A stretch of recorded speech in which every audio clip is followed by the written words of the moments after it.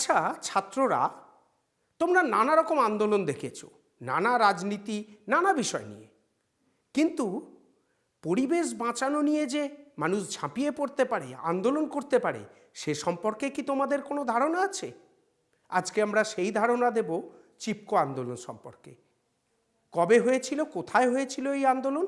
1972-73 খ্রিস্টাব্দে উত্তরপ্রদেশে, বর্তমানে উত্তরাখণ্ডের চামোলি জেলায় জঙ্গলকে রক্ষা করার জন্য সাধারণ মানুষ যে আন্দোলন গড়ে তোলে, সেই আন্দোলনের নাম চিপকো আন্দোলন।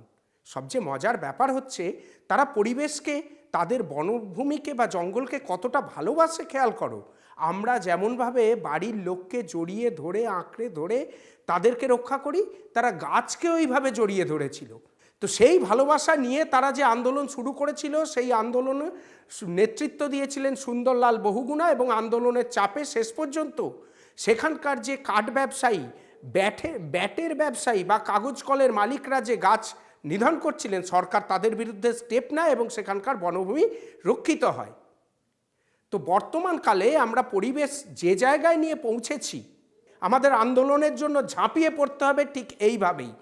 দেখেছো তোমরা কয়েকদিন আগে আরাবল্লী পর্বত বাঁচানোর জন্য মানুষ কিভাবে ঝাঁপিয়ে পড়েছে এবং আরাবল্লী পর্বতকে রক্ষা করতে তারা সমর্থ হয়েছে। তোমরা এইভাবেই কিন্তু তোমাদের নিজেদের ছোট ছোট ক্ষেত্রে ঝাঁপিয়ে পড়বে। কেউ প্লাস্টিক ফেললো, প্রতিবাদ করবে। কোনো গাড়ি কালো ধোঁয়া ছেড়ে যাচ্ছে, প্রতিবাদ করবে। ইতিহাস আমাদের শিক্ষা দেয় বর্তমানকে আরও সুন্দর করার জন্য।